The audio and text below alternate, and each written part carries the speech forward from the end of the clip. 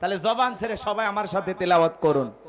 আউযু বিল্লাহি মিনাশ শাইতানির রাজিম। বিসমিল্লাহির রাহমানির রহিম। বিতাড়িত মুরদাদ শয়তানের কাছ থেকে আল্লাহ পাকের কাছে আশ্রয় প্রার্থনা চাচ্ছি। পরম করুণাময় সিমদালু আল্লাহ তাআলার নামে শুরু করছি। সূরার নাম কাউসার। জোরে বলেন সূরার নাম। আচ্ছা বলেন তো, আপনারা যে কোরআন শোনার জন্য আসছেন, এই কোরআনের কথাগুলো শুনলে আমাদের লাভ না লস? লাভটা কি আমার আল্লাহ বলেন, ওয়া ইযা কুরিয়াল কুরআনু ফাসতামিউ লাহু ওয়া আনসিতু লাআল্লাকুম তুরহামুন। সূরা আরাফ আয়াত নাম্বার 204। আমার আল্লাহ রাব্বুল আলামিন জানায়া দিলেন, তোমাদের সামনে যখন কোরআন পাঠ করা হয়, কোরআনের আলোচনা করা হয়, চুপ করে কান লাগিয়ে মনোযোগ সহকারে কোরআনের কথাগুলো শ্রবণ করো। যারা চুপচাপ কোরআনুল কারীমের কথাগুলো শ্রবণ করে, আমার আল্লাহ রাব্বুল আলামিন আসমান থেকে তাদের উপরে আল্লাহর রহমত বৃষ্টির মতো নাজিল করবেন। বলুন সুবহানাল্লাহ। এই জায়গায় আল্লাহ রহমত নাজিল হইতেছে, বিশ্বাস আছে না নাই? তাহলে কোরআনের কথাগুলো শুনলে লাভ না ক্ষতি? আমার আল্লাহ বলেন ওয়াযাক্কির ফা ইন্নায যিকরা তানফাউল মুমিনিন। সূরা জারিয়ার 55 নাম্বার আয়াত। আল্লাহ ডেকে বলেন, যারা আমার মুমিন বান্দা তাদের সামনে যদি কোরআন দেওয়াজ করা হয়, কোরআন থেকে আলোচনা করা হয়, এই কথাগুলো শোনার পরে আমার মুমিন বান্দাদের উপকারে আসবে। বলেন আল্লাহু আকবার। কারণ কোরআনের মধ্যে কি কোনো ভেজাল আছে? কোনো ধোঁকা আছে? কোনো মিথ্যা আছে? আল্লাহ রাব্বুল আলামিন কোরআনুল কারীমের শুরুতে জানা দিয়েছেন, যালিকাল কিতাবু লা রাইবা ফি। এটি এমন একটি কিতাব, যে কিতাবের মধ্যে কোনো সন্দেহ নাই, কোনো সংশয় নাই, কোনো মিথ্যা নাই, কোনো ধোঁকা নাই। There is no doubt. বলুন আল্লাহু আকবার। হুদাল্লিল মুত্তাকিন, মুত্তাকি বান্দাদের জন্য গাইডলাইন হিসাবে, পথ প্রদর্শক হিসাবে আসমান থেকে কিতাবটি নাজিল করেছেন কে? সেই কিতাব থেকে আজকে আলোচনা হবে। লিখেছেন তাফসিরুল কোরআন মাহফিল। আলোচনা তাফসির ভিত্তিক হবে ইনশাআল্লাহ। আল্লাহ যেন তার গোলামকে বলার তৌফিক দান করেন। জোরে বলুন আমিন। আমার কোনো জ্ঞান নাই, জ্ঞান দানের মালিক কে? ক্বালু সুবহানাকা লা ইলমা লানা ইল্লা মা আল্লামতানা ইন্নাকা আনতাল আলিমুল হাকীম। বলুন সুবহানাল্লাহ। জ্ঞান দেনওয়ালার মালিক কে? আল্লাহর কাছে দয়া করুণা ভিক্ষা চেয়ে আমরা আলোচনা শুরু করছি। এদিক খেয়াল করেন, সবাই জবান ছেড়ে মহব্বতে আমার সামনে তিলাওয়াত করুন। ইন্না আ'তাইনাকাল কাউসার ফাসাল্লি লিরাব্বিকা ওয়ানহার ইন্না শানিয়াকা হুয়াল আবতার। আল্লাহু আকবার।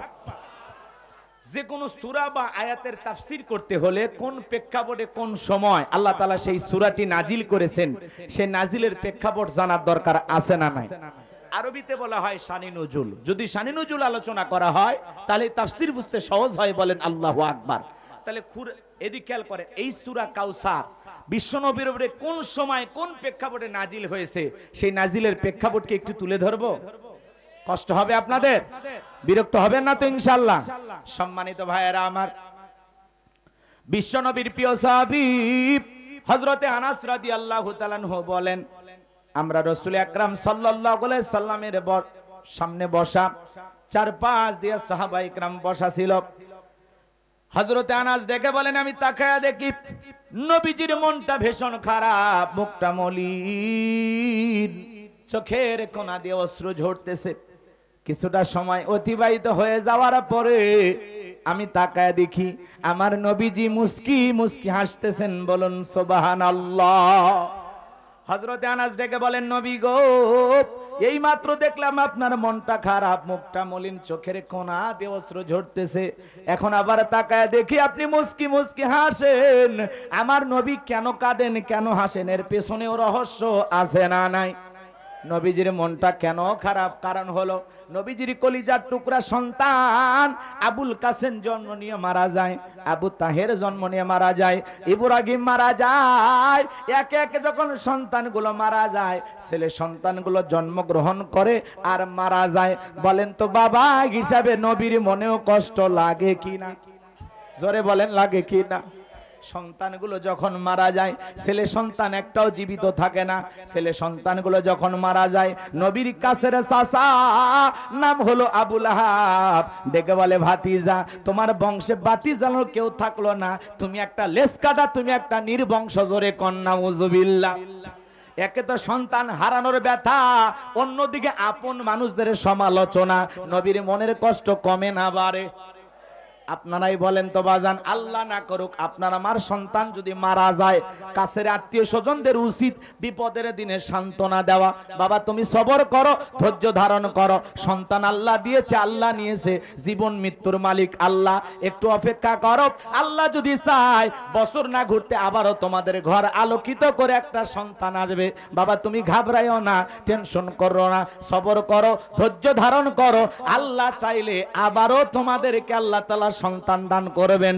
তার মানে কাছের মানুষদের উচিত বিপদের দিনে সান্ত্বনার বাণী শোনানো, সবরের ওয়াজ করা। কথা বলেন ঠিক কিনা? কিন্তু নবীর চাচা আবু লাহাব এতটাই খারাপ, সান্ত্বনার বাণী শোনানো তো দূরের কথা, ডেকে বলে, ভাতিজা তুমি একটা লেস কাটা, তুমি একটা নির্বংশ, তোমার বংশে বাতি জানানো কেউ থাকলো না। জোরে কন্যা উযুবিল্লাহ। এদিক খেয়াল করে শুনবেন বাজান গো আমার, একে তো সন্তান হারানোর ব্যথা, অন্যদিকে আপন মানুষদের সমালোচনা। নবীর মনের কষ্ট আরো বাড়ে। বিশ্ব নবীর ছেলে সন্তানগুলো কেন জীবিত থাকলো না? একটা ছেলে সন্তানও কেন জীবিত থাকলো না? সমস্ত ছেলে সন্তানগুলো মারা গেল, কারণটা কি? নবীজির ছেলে সন্তানগুলো শিশুকালে মারা যাওয়ার পিছনে কারণ আছে তিনটি। জোরে বলেন কয়টি? আরো জোরে। নবীজির ছেলে সন্তানগুলো কেন যৌবন পর্যন্ত জীবিত থাকলেন না? কেন প্রাপ্ত বয়স হওয়া পর্যন্ত আল্লাহর এই দুনিয়ার জমিনে কেন জীবিত থাকলো না? এর পিছনে কি সেই রহস্য, কি সেই কারণ নবীর উম্মত হিসাবে জানতে মনে চায় না? নবীজির ছেলে সন্তানগুলো আল্লাহ কেন দুনিয়াতে রাখলেন না? কি সেই তিনটি কারণ, কি সেই রহস্য? কারা কারা শুনতে চান দুই হাত তুলে আল্লাহকে একটা বার দেখান। লিল্লাহে তাকবীর। হাত নামান বাজান গো আমার। নবীজির ছেলে সন্তানগুলো কেন মারা গেল? কেন তারা জীবিত থাকলো না? আল্লাহ তাআলা কেন তাদেরকে শিশুকালে নিলেন? কি সেই তিনটি কারণ? যদি আমি বলি তাহলে 3 নাম্বার আয়াতের আলোচনা শুরু করা লাগবে। আমি কি 1 নাম্বার আয়াত বাদ দিয়ে 3 নাম্বারে যাব, নাকি আস্তে আস্তে শুরু করা যাক? ধৈর্য আছে তো আপনার ভাইয়েরা? গভীর মনোযোগ দিয়ে গুনাহগারের কথাগুলো খেয়াল করবেন। একে তো সন্তান হারানোর ব্যথা, অন্যদিকে আপন মানুষদের সমালোচনা। নবীজির মনের ভিতরে অনেক কষ্ট। আবার সাহাবায়ে কিরাম যারা ইসলাম ধর্ম গ্রহণ করে, কাফের বেঈমানরা তাদের উপর নির্যাতন জুলুমের স্টিম রোলার চালায়। এ বাজান গো আমার, বিশ্বনবী কালেমার দাওয়াত দেয়, ইসলামের প্রচার প্রসার করে, আর যারা ইসলাম ধর্ম গ্রহণ করে কাফের বেঈমানরা তাদের উপর নির্যাতন জুলুম চালায়। হযরতে বেলাল তখনও কালেমা পরে মুসলমান হন নাই। নবীজি রাতের বেলায় দারুল আরকামে বসা। হযরতে বেলাল ইসলাম গ্রহণ করার আশায় বিশ্ব নবীর দরবারে হাজির হয়ে গেলেন। নবীজির চেহারা মোবারকের দিকে তাকাইয়া হযরতে বেলাল দেখে বলেন, নবী গো, আপনার চাইতে সুন্দর মানুষ আমি জীবনে কোনোদিন দেখি না। আপনার আমার নবী কতটা সুন্দর ছিলেন জানেন? আম্মা জান আয়েশা ডেকে বলেন, যারা ইউসুফ নবীর চেহারার দিকে তাকাইয়া ফল কাটতে গিয়ে আঙ্গুল কেটে ফেলে দিয়েছিল, ওরা যদি বিশ্ব নবীর চেহারা মোবারকের দিকে তাকাইতো, শুধুমাত্র আঙ্গুল নয়, আঙ্গুল কাটতে কাটতে, হাত কাটতে কাটতে কখন যে নিজের কলিজা কেটে দুফা করে দিত মুহূর্তের জন্য টের পাইতো না। আপনার আমার নবী এতটাই সুন্দর। আজকে যুবক যদি একটু দাড়ি রাখে, মহিলারা স্মার্ট যুবক খোঁজে। ও পর্দার আলার মা বোনেরা শুনে যাও, মা ওই দাড়িওয়ালা ইউসুফ নবীর চেহারার দিকে তাকাইয়া মিশরের নারীরা ফল কাটতে গেলে ফল কাটতে গিয়ে আঙ্গুল কেটে ফেলে দিয়েছিল। এই জন্য মা দাড়ি রাখলে আমি স্মার্ট হয় না, দাড়ি রাখার পরেও অনেক মানুষকে ওই দাড়ি কাটা যুবকের চাইতে 1000 গুণ বেশি সুন্দর মনে হয়। কিছু মানুষ মুখে দাড়ি না রাখলে তো হিজড়া লাগে। পুরুষের মুখে দাড়ি থাকবে না, থাকবে কার মুখে? রসুলের এই সুন্নতের দাড়ির মোহাব্বত তোমার কলিজায় নাই, তুমি আশিকে রাসূলের গান গাও। রবিউল আউয়াল আসলে আশিকে রাসূলের খেলা, কি স্লোগান! সব ঈদের বড় ঈদ, ঈদে মিলাদুন নবী। আছে না স্লোগান? রবিউল আউয়াল এলে তোমারি গান গাই, রবিউল আউয়াল গেলে তোমায় ভুলে যা। রবিউল আউয়াল আসলে আশিকে রাসূলের অভাব হয় না। সত্যিকারে আশিকে রাসূল যারা, তারা রসুলের একটি সুন্নত কেউ বাদ দিতে পারে? মোহাব্বত করেন, সুন্নতের মোহাব্বত। যারা দাড়ি কাটে, গোপন একটা তত্ত্ব আছে, বেশি ক্লিয়ার করে বলা যাবে না। ওই দাড়ি কাটা যুবকের চাইতে দাড়িওয়ালা পুরুষের কথা কি বোঝা গেল? বেশি ভাব নাই দাড়ি কাটে। আমার এক দাদা ছিল, গ্রাম্য দাদা, আপন দাদা ভাইবেন না, 80 বছর পার হয়ে গেছে, চামড়া ঢিল হয়ে গেছে, এরপরে চামড়া টানিয়া টানিয়া সাইজ করে। দাড়িটা যখন কাইটে সাইটে এমন অবস্থা দেখেন না, দরবেশ। এই দেশের সালমান এফ রহমান দরবেশ, কথা বলেন না কেন? দাড়ি কাটার পরে ভন্ড ভন্ড লাগে, কথা বলেন না কেন? হাই রে, এই দাড়ি নিয়ে এরা জনতাকে ব্যবহার করত, জনগণকে বুঝাইতো আমি বিরাট বড় আল্লাহর ওলি, আর ঠেলাই বইরা পুরো বয়সে রসুলের দাড়ি কাইটা ভারতে যাবার চায়। কথা কন, কথা কন। সালমান এফ রহমান দরবেশ, দরবেশ নাম যাকে ডাকা হতো। এ সালম আর এ সালমান এফ রহমান, এরা যে পরিমাণে বাংলাদেশের অর্থনীতির ক্ষতি করেছে, এদেরকে যদি কিয়ামত পর্যন্ত ফাঁসি দেওয়া হয়, এরপরে বিচার শেষ হবে না। এরা এ দেশের 12টা বাজাইছে, মানি গেম খেলিয়া এ দেশের 12টা বাজাইছে। কথা বলেন না কেন? আপনি চিন্তা করেন, সেই লোকটা বিপদে পড়ে দাড়ি কাটে এইভাবে বর্ডার পাড়ি দিতে চায়, আপনি কি মনে হয় এতদিন ওই দাড়ি কি সত্যিকারী রসুলের মোহাব্বতের দাড়ি ছিল, না জনগণকে ধোকা দিয়া জনগণের ইমোশন নিয়ে খেলার জন্য ছিল? ওদের মাথায় কাপড় দেওয়া বলেন, আর মুখে দাড়ি রাখা বলেন, আর নামাজ বলেন। ওই যে শামীম ওসমান, আরে বাবা 70 রাকাত তাহাজ্জুদ করে, বেচারার খবর আছে? আর কথা বলেন না কেন? কই গেল শামীম ওসমান? এদের বড় বড় কথা ছিল। আরে আইন মন্ত্রী ধরা খাইলো আইনেরই ফাঁকে, সালমান এফ রহমান দাড়ি কাইটা ভন্ড ভন্ড লাগে। খেলা হবে, খেলা হবে বলতো শামীম ওসমান। এখন তাদের খবর পাওয়া যায় না, কোথায় লুকাইছে আল্লাহ ভালো জানে। একটাকে খুঁজে পাওয়া যাচ্ছে না, 2-4টা খুঁজে পাওয়া যাচ্ছে, শ্বশুর বাড়িতে নিয়ে যাওয়া হচ্ছে। অনেকে আবার বলে তাদেরকে নাকি এসি রুমে না রাখা হয়েছে। এখন জেলার বলতেছে ভাই এগুলো সব ভুয়া নিউজ, কি করতেছি অন্যান্য আসামি যেভাবে থাকে ওরাও ওইভাবে আছে। কথা কয় না কেন? রাগ করতেছেন আপনারা? আমরা বলতেছি এই দেশে যারা ক্ষমতাকে ব্যবহার করে জনগণের সম্পদ লুটপাট করেছে, দুর্নীতি করেছে, দেশের টাকা বিদেশে পাচার করেছে, প্রত্যেকটা এমপি মন্ত্রীকে ধরে ধরে প্রত্যেকটা টাকা বাংলাদেশে নিয়ে আসা হবে। কেউ পার পাবে না। আমেরিকায় বাড়ি বানাইছো, কানাডায় বাড়ি বানাইছো, ঘুমাইতে পারবা না। আল্লাহ ঘুমাইতে দেবে না। কথা বলেন ঠিক কিনা? আমার ভাইয়েরা লম্বা হবে, লম্বা করব না, সংক্ষিপ্ত কথা বলে দিয়ে যাই। রসুলের মোহাব্বত আমাদের কলিজার মধ্যে থাকার দরকার আছে না নাই? যে কথা বলতে চাচ্ছিলাম, আম্মা জান আয়েশা ডেকে বলেন, ও দুনিয়ার মানুষ, তোমাদের একটা সূর্য আছে, আমি আয়েশার একটা সূর্য আছে। তোমাদের সূর্য উদয় হয় দিনের বেলায়, আর আমি আয়েশার সূর্য উদয় হয় রাতের বেলায়। বলেন আল্লাহু আকবার। আমার ভাইরা, আপনার আমার নবী কেমন দামি নবী জানেন? নবীর সম্মান মর্যাদা নিয়ে যদি আলোচনা করা হয়, রাতের পর রাত কেটে যাবে, আলোচনা শেষ হবে না। আমার আগে আলহাজ মাওলানা আইয়ুব আলী ফারুকী সাহেব রাসূল আকরাম সাল্লাল্লাহু আলাইহি সাল্লামের জীবনী থেকে চমৎকারভাবে কিছু কথা উপস্থাপন করেছেন। যেহেতু রাসূলের জন্মের মাস, ওফাতের মাস এই রবিউল আউয়াল মাস, রাসূলের সম্মান নিয়ে একটু আলোচনা হওয়ার দরকার আছে না? না, রাসূলের সম্মান মর্যাদা আমরা বুঝি না। এক জায়গায় যা বললাম, ভাই বলেন তো আমাদের নবীর নাম কি? বলে আব্দুল কাদের জিলানী।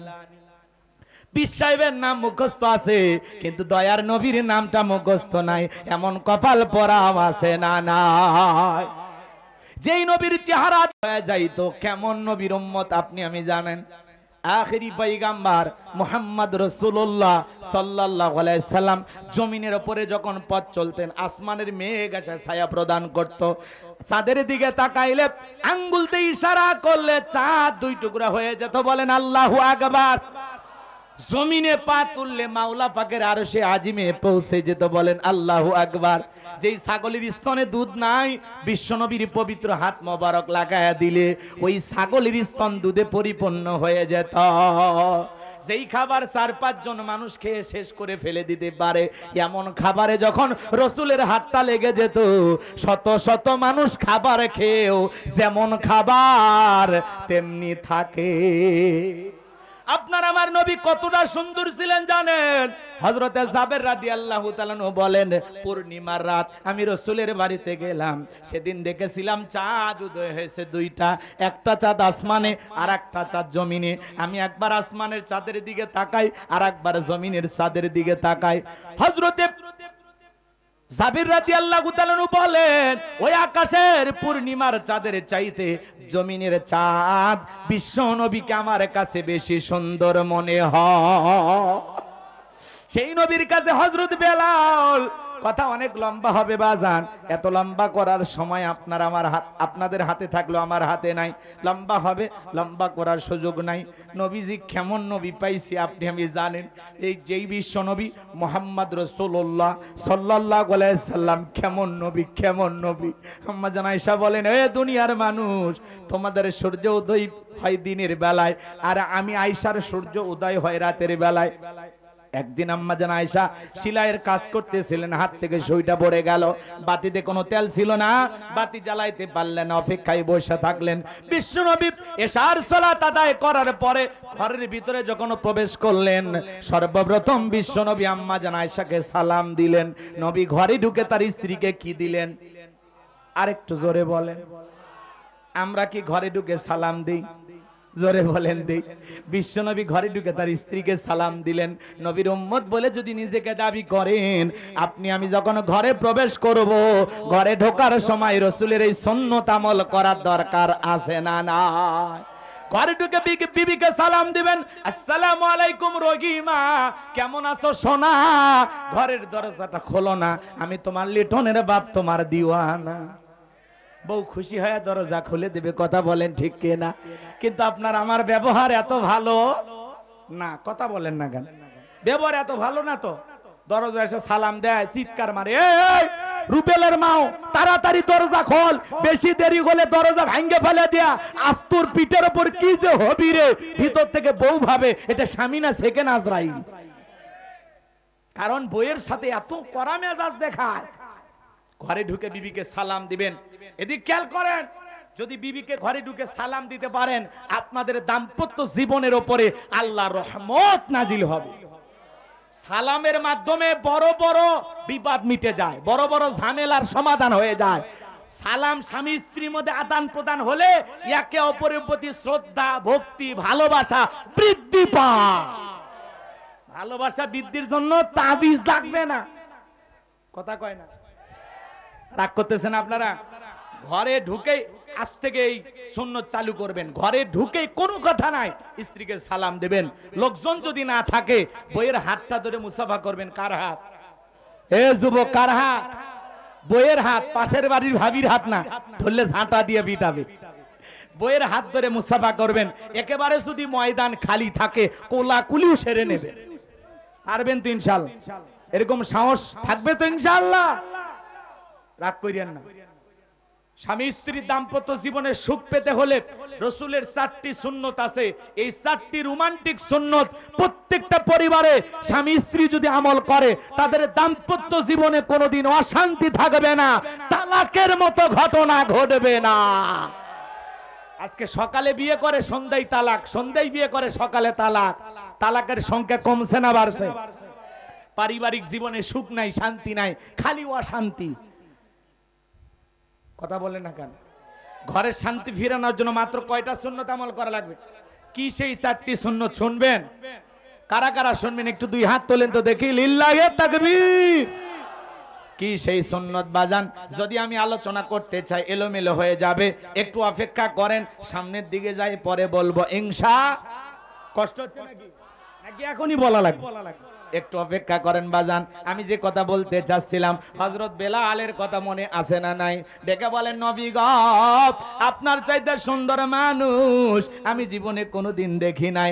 নবী গো, আমি শুনেছি আপনি ইসলামের দাওয়াত দেন, কোরআনের কথা বলেন, ইসলামের প্রচার প্রসার করেন। আমার মনের বাসনা আমি একটু ইসলাম ধর্ম গ্রহণ করতে চাই।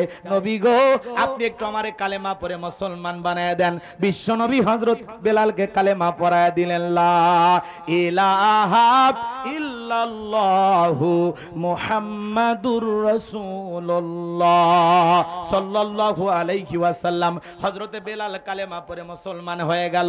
আমার নবী ডেকে বলে, বেলাল, এখন ইসলামের অবস্থা ভালো না, কালেমা পড়েছো, আপাতত প্রকাশ করা যাবে না। হযরতে বেলাল ডেকে বলে, নবী গো, আমার জীবনের কোনো দাম নাই। আমার মনিব ওমায়েকে বলেছিলাম উর্দুম্বা ছাগল পেশাব পায়খানা করে দেয়, ওই ঘরে থাকতে আমার বড় কষ্ট হয়, আমার জন্য একটু আলাদা ঘরের ব্যবস্থা করে দেন। আমার মনিব ওমায়ে ডেকে বলে, বেলাল রে, উর্দুম্বা ছাগলের দাম আমার কাছে আছে, কিন্তু তোর মতো কালো হাফসি বেলালের দাম আমার কাছে নাই। জোরে কন্যা উজুবিল্লাহ। ও নবী গো, আমার জীবনের কোনো দাম নাই, আপনি শুধু আমাকে একটু দোয়া করে দেন নবী গো, আমি যেন কালেমার পথে মৃত্যু পর্যন্ত টিকে থাকতে পারি। বলেন আল্লাহু আকবার। এই জন্য ইসলামের অবস্থা সবসময় ভালো থাকে না। আজও তাম পৃথিবীর দিকে তাকায় দেখেন, ইসলামের অবস্থা ভালো না। তাম পৃথিবীর জালেমদের টার্গেট ইসলাম আর মুসলমানকে বিদায় করা। ফিলিস্তিনিতে মুসলমান মারে কারা? জালেমেরা। ওই ইসরায়েলি ইহুদি জালেমেরা জুমার দিনে পর্যন্ত বোমা নিক্ষেপ করে। আজও তাম পৃথিবীর দিকে তাকায় দেখেন, চীনের মধ্যে মুসলমান মারে কারা? ভারতে মুসলমান মারে কারা? এ বাজান গো আমার, কাশ্মীরে মুসলমান মারে কারা? তাম পৃথিবীর জালেমেরা ঐক্যবদ্ধ হয়েছে ইসলাম আর মুসলমানকে বিদায় করার জন্য। কিন্তু আমরা মুসলমান বড় কপাল পোড়া জাতি, নিজেদেরকে রক্ষা করার জন্য, ইসলামকে রক্ষা করার জন্য আমরা ঐক্যবদ্ধ হতে পারি না। খালি খোঁজা মারে, বলে উন্মুখ আমার তাওই হয়, ফরিদউদ্দিন মাসুই তো আপনার তাওই হয়, তাতে আমাদের সমস্যা কি? এই দেশের সাথে ইসলামকে প্রতিষ্ঠিত করার জন্য আপনি ঐক্যবদ্ধ হতে রাজি কিনা ওইটাকে বলেন। কথা কন না কেন? যেই ফরিদউদ্দিন মাসুদ শাহবাগে গিয়ে আল্লামা সাইদি হুজুরের ফাঁসি চেয়েছিল, এদেশের বাংলাদেশের সোনার টুকরা রত্ন যারা ছিল, সোনার মানুষ যারা ছিল, তাদের ফাঁসির দাবিতে সেই ব্যক্তি শাহবাগে যায় আন্দোলন করতে পারে, আর যাই হোক, এ কখনো মুসলমানের বন্ধু হতে পারে না।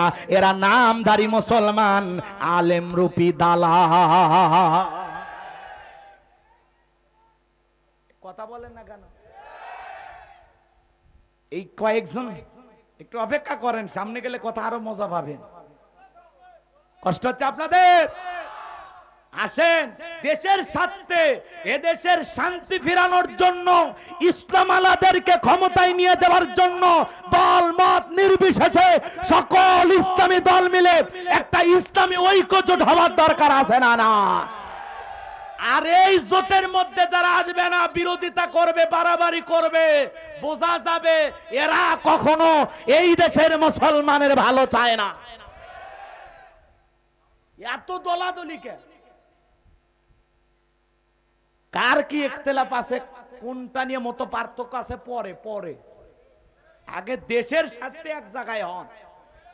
এই দেশকে এগিয়ে নিয়ে যাওয়ার জন্য, এই দেশের জনগণের নিরাপত্তা ফিরিয়ে দেওয়ার জন্য, এদেশের জনগণের জানমাল হেফাজত করার জন্য, এদেশের মসজিদ মাদ্রাসাকে সুন্দরভাবে টিকিয়ে রাখার জন্য, ইসলামকে নিরাপদ রাখার জন্য সবাইকে ঐক্যবদ্ধ হতে হবে। ঐক্য ছাড়া বিকল্প না। অনেক দেখেছি আমরা। আসেন একটু পরিবর্তন হয়ে যায়। বুক ভরা ভালোবাসা নিয়ে সবাইকে ডাকেন, দুই হাত প্রসারিত করেন। আমরা দৌড়ে যাচ্ছি আপনার সাথে কোলাকুলি করার জন্য। কি হয়েছে, সমস্যা কি? আর কত একা একা থাকবেন? রাগ করছেন? বুঝে নেন, সবাই আমরা একই তো, আবার বেশি ক্লিয়ার করে বললে ওনারা কষ্ট পাবেন। অল্পতে বুঝে নেন, কারো দালালি করার কোন সুযোগ। চলেন বাজান গো আমার, আমার ভাইয়েরা গভীর মনোযোগ। যে কথা বলতে চাচ্ছিলাম, আজ तमाम পৃথিবীতে জালেমেরা ঐক্যবদ্ধ হয়েছে ইসলামকে বিদায় করার জন্য, আর আমরা মুসলমান ঐক্যবদ্ধ হব ইসলামকে প্রতিষ্ঠিত করার জন্য, জালেমদেরকে নমরুদ ফিরাউনের মতো পরাজিত করার জন্য। আমাদেরকে ঐক্যবদ্ধ হতে হবে। আর মুসলমানেরা যদি একবার ঐক্যবদ্ধ হয়, এই ঐক্য আর ফাটল ধরবে না। কথা বলেন ঠিক কিনা? একটু কষ্ট হয় ঐক্যবদ্ধ হতে, একটু কষ্ট হয়, আবার এই পরিবেশ তৈরি করতে অনেক কষ্ট হয়। ইনশাআল্লাহ আমরা আগামীতে যেভাবে ইসলামের সুবাতাস বইতেছে, ইনশাআল্লাহ সবাইকে পাশে পাবো। ইনশাআল্লাহ সবাই মিলেমিশে এই দেশটাকে গড়বো ইনশাআল্লাহ। আমার ভাইয়েরা,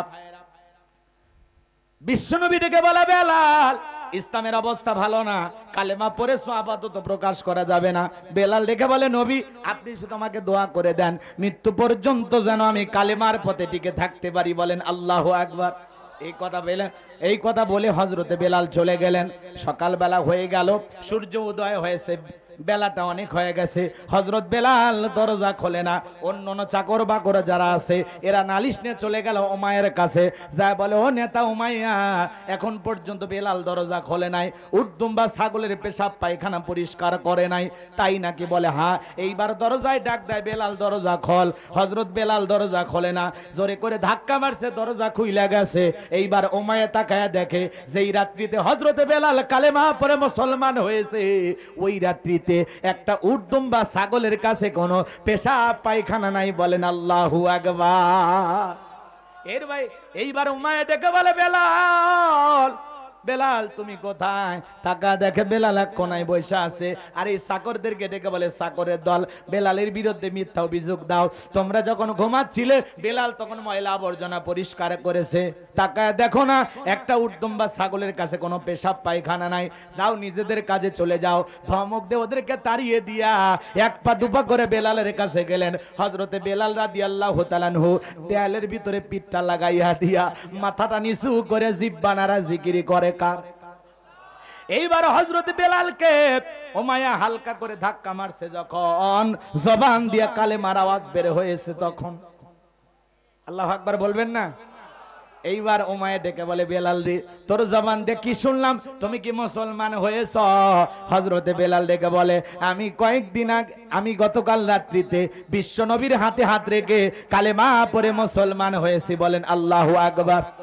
উমাইয়া ডেকে বলে, বেলাল রে, সর্বনাশ করেছিস, এখনো সময় আছে, এখনো সময় আছে।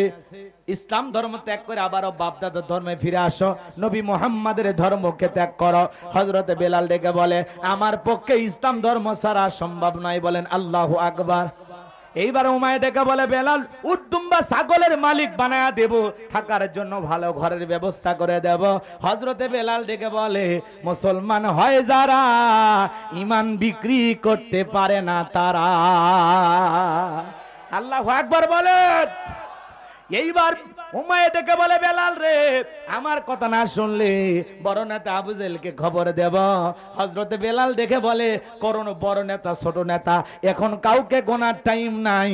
আমি দুনিয়ার কোন আবু জেহেলকে ভয় করি না, আমি ভয় করি আমার আল্লাহকে।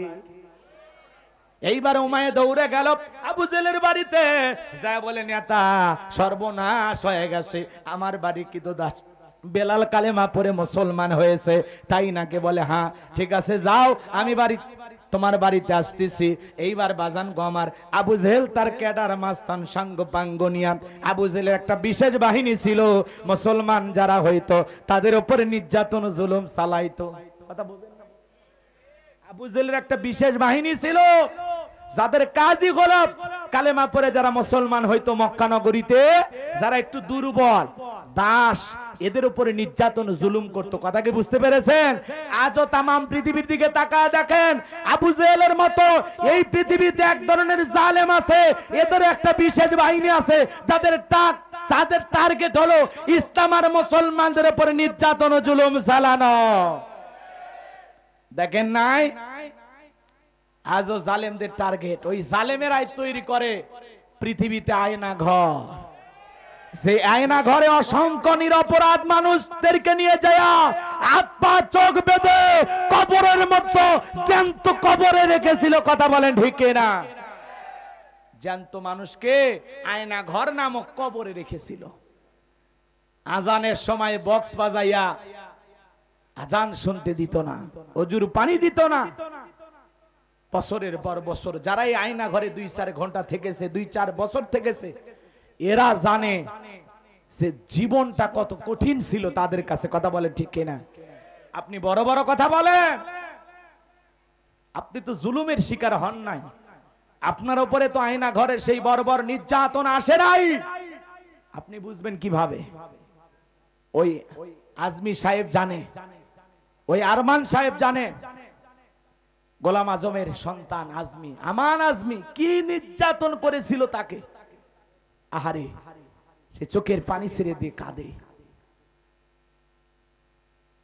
ইস, ওখান থেকে বের হয়ে এসে দেখে তার স্ত্রীরও বিয়ে হয়ে গেছে, 10টি বছর স্বামীর অপেক্ষায় ছিল। তাদের জীবনে কি যে ঘটে গেছে। এই আয়না ঘর যারা দুনিয়ার জমিনে বানাইছে, কি মনে হয় এদের বিচার দুনিয়ার জমিনে না হলেও আল্লাহর আদালতে এরা কি ছাড় পাবে? এরা কি ছাড় পাবে? ছাড় পাবে না। ভাইরা আমার, কত ধরনের জুলুম করেছে। মুফতি আমির হামজা ভাই পর্যন্ত বলেছেন, আমাকে 11 ঘন্টা ধরে ঝুলিয়ে রেখেছিল। অসংখ্য আলেমদের উপর নির্যাতন জুলুম করেছিল। আয়না ঘরে নিয়ে যায় বাজান গো আমার, যে সমস্ত জালেমেরা এই জুলুম করেছে, আয়না ঘর যারা বাংলাদেশে বানিয়েছে, ওদেরও বিচার বাংলাদেশে হবে কিনা? জোরে বলেন, হওয়ার দরকার আছে না নাই? কেউ ছাড়া পাবে না, সময় আসবে, সময় আসবে, বিচার তাদেরও একদিন করা হবে ইনশাআল্লাহ। আমি যে কথা বলতে চাচ্ছিলাম, গভীর মনোযোগ দিয়ে কথাগুলো শুনবেন। আবু জেহেল তার সাঙ্গপাঙ্গ ক্যাডার মাস্তান বাহিনী নিয়া ওমায়ের বাড়িতে হাজির হয়ে গেল। বেলালকে ডাক দে, বলে বেলাল এই দিগায়, এ বেলাল এই দিগায়। হযরত বেলাল যখন আবু জেহেলের সামনে চলে আসলো, আবু জেহেল ডেকে বলে, বেলাল রে, আমি তোরে পার্সোনাল ভাবে মোহাব্বত করি, ভালোবাসি। বেলাল রে, এসব কি শুনছি তুমি নাকি কালেমা পড়ে মুসলমান হয়েছো? হযরত বেলাল ডেকে বলে, মিথ্যা কথা বলবো না, কয়েকদিন আগে বিশ্ব নবীর হাতে হাত রেখে আমি কালেমা পড়ে মুসলমান হয়েছি। বলেন আল্লাহু আকবার। আবু জেহেল ডেকে বলে, বেলাল এখনো সময় আছে, বিশ্ব নবী মুহাম্মদ রাসূলুল্লাহ সাল্লাল্লাহু আলাইহি সাল্লামের ধর্ম ত্যাগ কইরা আবারও বাপ দাদার পূর্বপুরুষের ধর্মে চলে আসো। তোমার যা লাগবে বেলাল আমি দেব, উটদুম্বা ছাগলের মালিক বানায় দেব, থাকার জন্য ঘর বাড়ি বানায় দিব, ব্যবসা করার জন্য দিরহাম টাকা পয়সা যা লাগে রে বেলাল সব দেওয়া হবে, তুমি চাইতে দেরি দিতে আমি দেরি করব না। হযরতে বেলাল দেখে বলে, আবু জেহেল রে, দুনিয়ার সব সম্পদ যদি বেলালকে দিতে চাও, দুনিয়ার সব সম্পদ ছাড়তে রাজি, বিশ্ব নবীর কালেমা ছাড়তে রাজি না। বিলালের মতো যারা খাঁটি ইমানদার, এদেরকে টাকা দিয়ে কেনা যায় না, কিন্তু মুনাফিক মার্কা মুসলমান হয় যারা, টাকার কাছে বিক্রি হয় তারা। টাকা সেই দিকে, ওদের ফতুয়া সেই দিকে। জালেমের টাকা পাইলে জালেমের পাশ চাইতে পরিষ্কার করে। কথা বললেন না কেন? এই 5-8টা গোলামের মধ্যে এই যে মাওলানা রুহুল আমিন গোপালগঞ্জের মাল, বাইতুল মোকাররমের সাবেক খতিব। কথা কোন ঠিক কিনা? এরা টাকার কাছে বিক্রি হইতো। মনে রাখবেন, বেলালের মতো যারা খাঁটি ইমানদার, এদেরকে টাকা দিয়ে কেনা যায়। এরকম ইমানদার হওয়ার দরকার আছে না নাই? সামান্য টাকা পাইয়া বাতিলকে সিল মারবেন, এরকম ইমানদার হলে চলবে না। কথা কয় না? আপনাকে 500 টাকা 1000 টাকা দিয়ে কেনা যায়, হাফ কেজি জিলাপি দিয়ে কেনা যায়, এমনকি একটা সিগারেট দিয়ে কেনা যায়। আপনি কি গো মানুষ? আপনি মানুষ? মুরব্বী কথা কন না কেন? মুরব্বী কথা ঠিক আছে তো? হ্যাঁ, যুবকেরা এই মুরব্বী কি যে পাইছে। হ্যাঁ, কষ্ট হচ্ছে আপনাদের? ওই যে দেখেন মুরব্বী এ বাজান কই যান? চাচা রাগ করছে মনে হয়, গরম লাগছে বাবা। হ্যাঁ ও মুরব্বী, চাচি কি মিস কল দিছে নাকি? আচ্ছা যাক, চাচা সেই খেপা খেপছে মনে হয়। আসলে যে গরম পড়ছে অনেকের কষ্ট হচ্ছে, মুরব্বী মানুষ, আবার বেশি দেরি করলে যদি আবার এই জায়গায় অজ্ঞান হয়ে যায় জ্বালা হবে, তাই না? যাক বাজান যাক, কষ্ট হচ্ছে আপনাদের। যাই হোক, বেজার হইতেছেন? তাকবীর দেন, লিল্লাহি তাকবীর। তাহলে আমরা টাকার কাছে বিক্রি হব? কারা কারা টাকার কাছে বিক্রি হবেন না হাত তোলে, লিল্লাহি তাকবীর। আমরা ইসলামের জন্য জীবন দেব, মাল দেব, সব দেব, কিন্তু বাতিলের পাঁচাটা গোলাম হব? টাকা দিয়ে আমাদের ঈমান কেউ কিনতে পারবে? দুনিয়ার সব টাকা এক পাল্লায়, আর আমার ঈমান এক পাল্লায়। আমরা বেলালের মতো ঈমানদার হব ইনশাআল্লাহ। এইবার আবু জেহেল ডেকে বলে, বেলাল এত বড় লোভনীয় প্রস্তাব দিলাম, রাজি হইলা না? সোজা আঙ্গুলে ঘিউ না উঠলে আঙ্গুলে একটু বাঁকা করা লাগবে। এই কথা বলে যুবকদের লেলিয়ে দিল। এ যুবকেরা বেলালকে পিটাও। বেলালকে পিটানো শুরু করা হলো। হযরতে বেলালকে পিটাইয়া পিঠের চামড়া উঠে গেল, কালো পিঠটা ফেটে রক্ত ঝরা শুরু হয়ে গেল। এরা যত জোরে বেলালকে আঘাত করে, বেলাল তত জোরে আল্লাহর কালেমার জিকির করে। আবু জেহেল ডেকে বলে, বেলাল পিটতে চামড়া ফেটে রক্ত ঝরতেছে, এখনো কি তুমি কালেমা ছাড়বা না? নবীর কালেমা কি ত্যাগ করবা না? হযরতে বেলাল ডেকে বলে, আবু জেহেল রে, মারতে যদি মেরেও ফেলে দাও, জীবনটা দিতে রাজি, কিন্তু বিশ্ব নবীর কালেমা ছাড়তে রাজি না। এবার আবু জেহেল ডেকে বলে, পায়ে রশি লাগাও। হযরতে বেলালের পায়ে রশি লাগানো হলো। আরবের উত্তপ্ত গরম বালিতে শেষরায় নিয়ে ঘোরা হলো। বাবলা গাছের কাঁটাগুলো জিহ্বাতে পেরেকের মতো মারা হলো। জুলুম নির্যাতন করতে করতে বিকেল বেলায় নিয়ে আসার পরে ডেকে বলে, বেলাল চাবুক দিয়ে পিটাইলাম, পায়ে রশি লাগাইয়া মরুভূমির গরম বালিতে শেষরায় নিয়ে ঘুরলাম, বাবলা গাছের কাঁটাগুলো জিহ্বার ভিতরে লাগাইয়া দিলাম। এ বেলাল, তারপরেও কি বিশ্ব নবীর কালেমা ছাড়বে না? হযরতে বেলাল দেখে বলে, আবু জেহেল রে, মারতে যদি মেলেও ফেলে দাও, বেলালের নিঃশ্বাস থাকবে যতদিন, বেলাল ইসলামের পথে টিকে থাকবে ততদিন। বলেন আল্লাহু আকবার। এইবার আবু জেহেল ডেকে বলে, এ যুবকেরা দল, সবাই মিলে বড় একটা পাথর নিয়ে আসো, বেলালের বুকের উপরে চাপায়া দাও। বিশাল বড় একটা পাথর নিয়ে আইসাম, একটা রুমের ভিতরে ঢোকায়া দিয়া হযরতে বেলালের বুকের উপরে পাথর চাপায়া দিয়া দরজা লাগায়া দিল। আর আবু জেহেল ভেবে নিল এই পাথরের চাপার আঘাতে বেলাল মারা যাবে। এই কথা ভেবে কাফেররা চলে গেল। হযরতে বেলালের বুকের উপরে পাথর, এরপরেও জিহ্বা নাড়ায়া জিকির করে কা। কি চিন্তা করা যায়, পরীক্ষাটা কত কঠিন। এত জুলুম নির্যাতন, তারপরে জবানের কালেমা বন্ধ হয় না। বুকের ওই বিশাল বড় পাথর, আপনাকে আমাকে জিকির করার জন্য তো পিটাই না, মারে না, তারপরে জবান দিয়া আল্লাহর নামের জিকির আসে না। সোনা বন্ধুর গান গাইতে ভালো লাগে, কিন্তু কালেমার জিকির করতে ভালো লাগে না। এরকম মুসলমান আছে না নাই? জিকির করতে আলাদা সময় লাগে না। রিক্সা চালাতে চালাতে জিকির করা যায়, ভ্যান চালাতে জিকির করা যায়, সাইকেল চালাতে জিকির করা যায়, মোটর সাইকেল চালাতে জিকির করা যায়, দোকানদারি করতে করতে জিকির করা যায়, যে কোনো অবস্থায় জিকির করা যায়।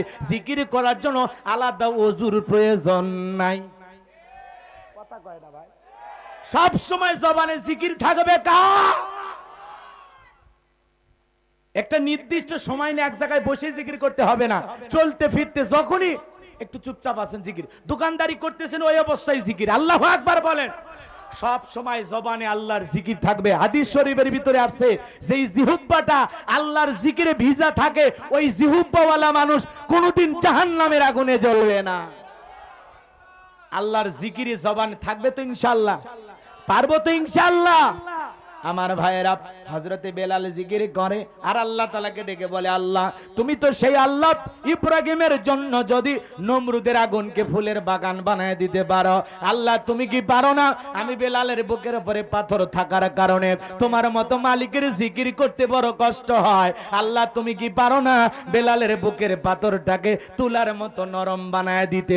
হযরতে বেলাল দোয়া করতে দেরি, আসমানের মালিক আল্লাহ দোয়া কবুল করতে দেরি করে নাই। বেলালের বুকের পাথরটাকে আমার আল্লাহ তুলার মতো নরম বানিয়ে দিয়েছে। বিলালের জিকিরের সাথে, নিঃশ্বাসের সাথে পাথরটা ওঠে আর নামে বলেন আল্লাহু আকবার। আশিকে রাসূল বেলাল, নবীর পাগল বেলাল, আল্লাহকে ভালোবাসতেন, রসুলকে ভালোবাসতেন। কেমন মহব্বত ছিল জানেন?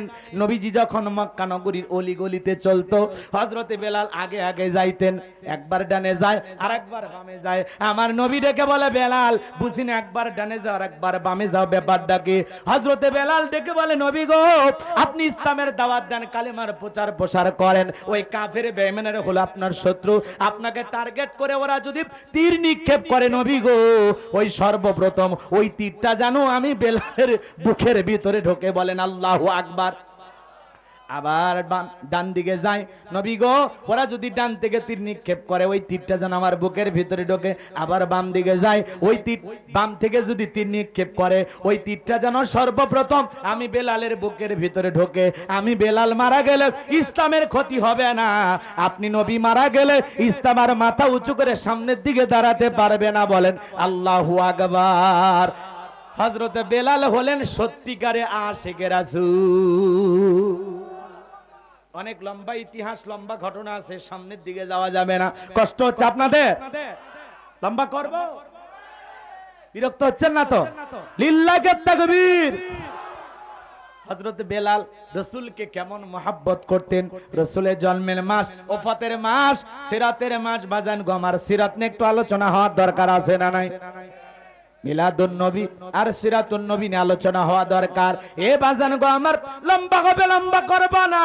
বিশ্ব নবীর ইন্তিকালের দিনে হযরতে বেলাল ছোট্ট বাচ্চার মতো ফুপিয়ে ফুপিয়ে কান্না করতেন। সাহাবায়ে কেরাম ডেকে বলে, বেলাল তুমি আর কান্না করো না। হযরতে বেলাল কারো কথায় কান্না থামায় না। নবীজির ইন্তিকালের দিনে হযরতে বেলাল কাদিয়ার ডেকে বলে, আমি আর জীবনে কোনোদিন আজান দেব না। আমি আজান দেওয়ার পরে বিশ্ব নবী ইমামতির মুসল্লায় দাঁড়াবে না। আমি বেলাল আর কোনোদিন আজান দেব না। সাহাবী ডেকে বলে, বেলাল একটু চুপ করো, বেলাল সবর করো, ধৈর্য ধারণ করো। বেলাল কারো কথা শোনে না, বেলাল শুধু ফুপিয়ে ফুপিয়ে ছোট্ট বাচ্চার মতো কান্না করে, কান্না করে। এ বাজান গো আমার, বিশ্ব নবী সোমবার দিন ইন্তিকাল করলেন। তাম পৃথিবীর উম্মতকে কাঁদিয়ে বুধবারের দিনে বিশ্ব নবীর দাফন সম্পূর্ণ হয়ে গেল। মদিনার সবুজ গম্বুজের নিচে আপনার আমার প্রিয় নবী শায়িত। আমি যখন রাসূলের রওজার পাশে দাঁড়িয়েছিলাম, বিশ্বাস করেন বাজা, যেই ছিদ্রটাতে আমার রাসূলের নামটা লেখা আছে, ওইটা দিয়া তাকাইলাম, আমার নবীজিকে সালাম দিলাম, চোখ দিয়া পানি গড় গড় করে পড়ে গেল। হৃদয়ের সবটুকু মহব্বত ভালোবাসা নিয়ে মনটা চাইলো সারা জীবন মনে হয় রাসূলের রওজার পাশে দাঁড়িয়ে থাকি। দুনিয়ার সব কথা মানুষ ভুলে যায়, রাসূলের রওজা পাকে সালাম দেওয়ার সময় দিলটা এতটা প্রশান্তি অনুভব করে, এতটা ভালো লাগে, যা ভাষায় বলে শেষ করা যাবে না। গভীর রাতে যখন যাইতাম তারা নবীর পাগল হয়, কথা বলেন ঠিক কিনা? আমার ভাইয়েরা, নবীর প্রতি মহাব্বত ভালোবাসা যাদের আছে, আল্লাহ যেন জীবনে একটা বার হলেও রাসূলের রওজা পাশে দাঁড়ায়া একটা বার সালাম দেওয়ার ব্যবস্থা করে দেন। সোনার মক্কা মদিনার মেহমান হিসাবে আল্লাহ যেন আমাদের সবাইকে জীবনে একটা বার হজ করার জন্য তৌফিক দান করেন। জোরে বলেন আমিন। আর একটু জোরে বলেন আমিন। আমার ভাইয়েরা, সে কথা আমি বলতে চাচ্ছিলাম, লম্বা হবে, লম্বা করার সুযোগ নাই। বুধবারের দিনে দাফন সম্পন্ন হয়ে গেল। হযরত বেলাল মদিনা ছেড়ে চলে গেলেন। 6টা মাস অতিবাহিত হয়ে যাওয়ার পরে আমার নবী ঘুমের ঘরে স্বপ্নে ডেকে বলে, বেলাল, কত মানুষ দূর দূরান্ত থেকে আইসা আমি নবীর কবরের পাশে দাঁড়ায়া সালাম দেয়। বেলাল আয় আয় আয়, একবার মদিনায় আইসা আমি নবীকে সালাম দিয়া যা। হযরত বেলাল ঘুম থেকে উঠে আর দেরি করলেন না, পরের দিনে চলে আসলেন মদিনায়। রাসূল আকরাম সাল্লাল্লাহু আলাইহি সাল্লামের রওজার সামনে যখন বেলাল দাঁড়িয়ে আছেন, সাহাবায়ে کرام ডেকে বলে, বেলাল দাও না একবার আজান দাও, কতদিন হয়ে গেল তোমার কণ্ঠে আজান শুনতে পাই নাই। হযরতে বেলাল ডেকে বলে, আমি আজান দেওয়ার পরে বিশ্ব নবী ইমামতির মুসল্লায় দাঁড়াবে না, আমি বেলাল আর কোনোদিন আজান দেব না। সবাই এসে বলতেছে, ছোট ছোট বাচ্চারা পর্যন্ত বলে, মা বেলাল আসছে, একটু বেলালকে দেখে আসি। নবীর নাতি হাসান আর হোসাইন বেলালের কাছে আসলেন। হযরতে হোসাইন হাতটা ধরে ডেকে বলে, নানাও চলে গেছে, তুমি আমাদেরকে ছেড়ে চলে গেছো, কতদিন হয়ে গেল তোমার কণ্ঠে আজান শুনতে পাই না। বেলালের হাতটা ধরে ডেকে বলে, নানু ভাই, ও নানু ভাই, দাও না একবার আজান দাও, আমি একটু তোমার কণ্ঠে আজান শুনতে চাই। হযরতে হোসাইন বেলালের হাতটা ধরে যখন ডেকে বলে, নানু ভাই, ও নানু ভাই, হযরতে বেলাল তাকায় দেখে মনে হয় হোসাইনের চেহারার ভিতরে বিশ্ব নবীর চেহারা মোবারক ভেসে উঠেছে। মনে হয় মদিনার নবী ডাইকা বলে, বেলাল দে না একবার আজান দে, আমি নবীও কতদিন তোর কণ্ঠে আজান শুনি না। হযরতে হোসাইন যখন হাতটা ধরে, নানু ভাই বলে, দেখ দেখ। হযরতে হোসাইনের আবদার বেলাল ফেলাইতে পারলেন না। 6 মাস পরে আইসা বেলাল মদিনায় আজান দিলেন, বলেন আল্লাহু আকবার। লম্বা ঘটনা আছে, আমি লম্বা করব না। বেলালের উপর নির্যাতন ও জুলুমের কথা বিশ্বনবীর কান মোবারক পর্যন্ত যখন পৌঁছে গেল, আমার নবী আবু বকরকে ডেকে বলে, আবু বকর, বেলালের নির্যাতন ও জুলুমের কথা আমি আর সহ্য করতে পারি না, যাও যাও আমার বেলালের জন্য তুমি একটা কিছু করো। হযরত আবু বকর সিদ্দিক রাদিয়াল্লাহু তাআলা আনহু কয়েক গুণ দাম বেশি দিয়া ওমায়ের কাছ থেকে হযরত বেলালকে আজাদ করলেন, মুক্ত করলেন, বলেন আল্লাহু আকবার। ইসলামের যখন এই অবস্থা, একদিকে সন্তান হারানোর ব্যথা, সাহাবায়ে কিরামদের উপর নির্যাতন, আপন মানুষদের সমালোচনা, এই জন্য নবীজির মুখটা মলিন, মনটা খারাপ, চোখের কোণা দিয়ে অশ্রু ঝরতেছে। কষ্ট পাইতেছেন আপনারা? নবীজির মনটা কেন খারাপ, সেই কারণ বলতে গিয়ে কথাগুলো বললাম বাজানো গো আমার। এইবার হযরত আনাস ডেকে বলেন, নবী আপনার মনটা কেন খারাপ আমরা জানি, কিন্তু এইমাত্র আপনি মুস্কি হাসি দিলেন, কারণটা কি? বিশ্বনবী ডেকে বলে, আনাস, আমি মুস্কি হাসি দেওয়ার কারণ হলো এইমাত্র আসমান থেকে জিবরাইল এসে আমার উপরে সূরা কাউসার নাজিল করলো, বলেন আল্লাহু আকবার। নবীর যখন মন খারাপ, নবীকে সান্ত্বনা দেওয়ার দায়িত্ব কার? আরেকটু জোরে বলেন কার? কারণ নবীর বাবা নাই, মা নাই। আমার আল্লাহ দেখে বলে, জিবরাইল, আমার বন্ধুর মা নাই, বাবা নাই, আমার বন্ধুর মনটা হয়েছে ভারী, আমি আল্লাহ সইতে নাই পারি, লাহু মাহফুজ থেকে সূরা কাউসার নিয়ে যায় আমার বন্ধুর উপরে নাজিল কর তাড়াতাড়ি। আল্লাহু আকবার। বিশ্বনবী তখন মুস্কি হাসি দিলেন আর সাহাবায়ে কিরামদেরকে জানায়া দিলেন, ও আমার সাহাবীরা, এই মাত্র আসমান থেকে জিবরাইল এসে আমার উপরে সূরা কাউসার নাজিল করলেন। বিশ্বনবী তখন সাহাবায়ে কিরামদের সামনে তেলাওয়াত করে শোনায়া দিলেন। জবান ছেড়ে সবাই তেলাওয়াত করুন, ইন্না আ'তাইনাকাল কাওসার ফাসাল্লি লিরাব্বিকা ওয়ানহার ইন্না শানিয়াকা হুয়াল আবতার। আল্লাহু আকবার। আল্লাহ রাব্বুল আলামিন বলেন, ইন্না আ'তাইনাকাল কাউসার। আল্লাহু আকবার। আমার আল্লাহ বলেন অবশ্যই আমি আপনাকে হাউজে কাউসার দান করেছি। আল্লাহু আকবার বলেন। নিশ্চয়ই আমার আল্লাহ পাক বিশ্ব নবীকে হাউজে কাউসার দান করেছেন। বাজান গো আমার আল্লাহ সেই কথাই বলতেছেন, ইন্না আ'তাইনাকাল কাউসার, নিশ্চয়ই আমি আল্লাহ পাক আপনাকে হাউজে কাউসার দান করেছি। নবী গো, এই হাউজে কাউসার কি আপনি জানেন? এই হাউজে কাউসারের পানি দুধের মতো সাদা, মধুর চাইতে মিষ্টি, পানির চাইতেও ক্লিয়ার। বলেন আল্লাহু আকবার। এই হাউজে কাউসারের পানি কত সুস্বাদু জানেন, বলে শেষ করা যাবে না বাজান গো আমার। এই হাউজে কাউসারের পানি কঠিন কিয়ামতের ময়দানে যেদিন বিচার দিবস কায়েম হয়ে যাবে, যেদিন মা তার সন্তানকে চিনবে না, বাবা তার সন্তানকে চিনবে না, স্বামী স্ত্রীকে চিনবে না, ভাই ভাইকে চিনবে না, ওই কঠিন কিয়ামত দিবস যেদিন কায়েম হয়ে যাবে, যেদিন সূর্যটা সহাত মাথার উপরে চলে আসবে, মানুষের জিহ্বা কুকুরের মতো ঝুলে আসবে নাভি পর্যন্ত, ওই বিচার দিবস যেদিন মালিক ইয়াউমিদ্দিন শেষ বিচার দিবস কায়েম হয়ে যাবে, এ বাজান গো আমার, যেদিন মানুষ উলঙ্গ হয়ে কবর থেকে উঠবে, আরাফার ময়দানের দিকে ছুটে যাবে, এ বাজান ওই কঠিন কিয়ামতের দিন যেদিন জমিন হবে তামার জমিন, আল্লাহর আরশের ছায়া ছাড়া আর কোনো ছায়া থাকবে না, ওই ছায়ার মধ্যে 7 শ্রেণীর মানুষ ছায়া পাবে। আল্লাহু আকবার বলেন।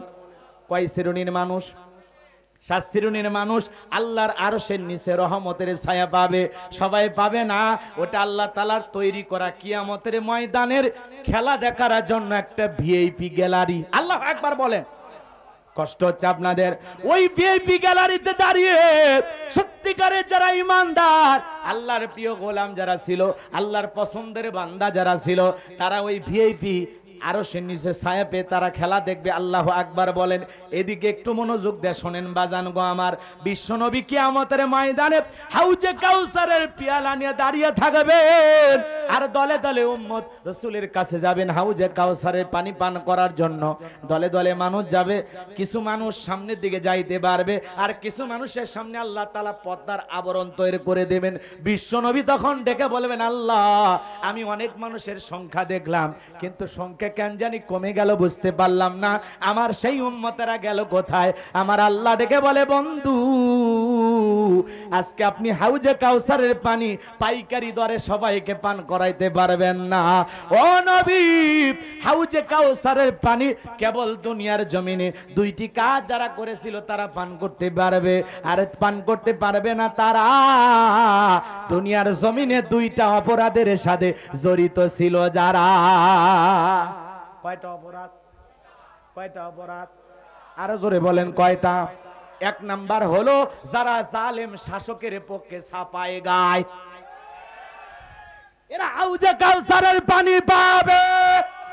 আর যারা দুনিয়াতে রাসূলের আদর্শ বাদ দিয়া, বাপ দাদার আদর্শ দিয়া নতুন ইসলাম চালু করতে চায়, বেদাত প্রতিষ্ঠিত করতে চায়, এরা হাউজে কাউসারের পানি পাবে না।